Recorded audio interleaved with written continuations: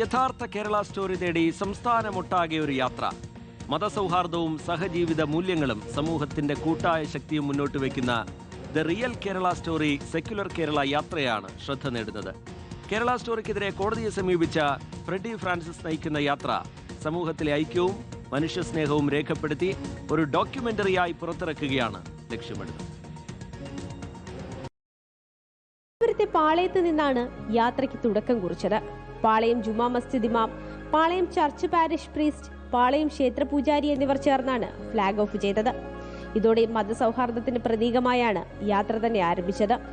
സംസ്ഥാനത്തിന്റെ വിവിധ ഭാഗങ്ങളിലൂടെ സഞ്ചരിക്കുന്ന യാത്ര കൊല്ലം വാടി ഹാർബറിലും എത്തി.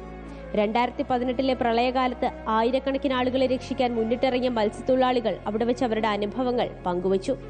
മനുഷ്യസ്നേഹവും കൂട്ടായ്മയും എങ്ങനെ ദുരിതകാലത്ത് കേരളത്തെ കരുത്തുറ്റതാക്കി എന്നതിന്റെ ഉദാഹരണമാണ് അവർ ഓർമ്മിച്ചത്. കഥ ഉണ്ടാക്കാൻ ഏത് ഡയറക്ടറിനും പറ്റും, പക്ഷെ റിയൽ സ്റ്റോറി റിയലായിട്ട് കാണിക്കുകയാണെന്നാണ് ഏറ്റവും വലിയ വെല്ലുവിളി. അപ്പോൾ ആ ചോദ്യം അല്ലെങ്കിൽ ആ റിയൽ സ്റ്റോറി പറയേണ്ടത് ഇവരെ പോലെയുള്ള ആളുകളാണ്. അപ്പോൾ അതിനു വേണ്ടിയിട്ടാണ് നമ്മൾ തിരുവനന്തപുരത്ത് നിന്ന് യാത്ര തുടങ്ങിയത്.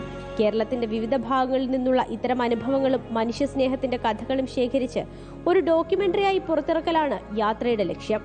സമൂഹത്തിലെ സൗഹാർദ്ദവും ഐക്യവും ലോകത്തിന് മുന്നിൽ അവതരിപ്പിക്കണമെന്നതാണ് സംഘാടകരുടെ നിലപാട്. ഇവിടെ മതസൗഹാർദ്ദത്തിൽ നിലനിൽക്കുന്ന ഒരു സമൂഹമുണ്ട്. ഈ സമൂഹത്തിനെ തുറന്നു കാട്ടാനായിട്ട് ഇതുപോലെയുള്ള യഥാർത്ഥ കഥകൾ നിങ്ങളെ അറിയിക്കാനായിട്ടാണ് ഞങ്ങൾ ഈ യാത്ര നടത്തുന്നത്. മതവും ജാതിയും അതിരുകളില്ലാത്ത മനുഷ്യസ്നേഹവുമാണ് കേരളത്തിന്റെ യഥാർത്ഥ മുഖമെന്ന സന്ദേശവുമായി the real Kerala story secular യാത്ര തുടരുകയാണ്. റിപ്പോർട്ടർ, കൊല്ലം.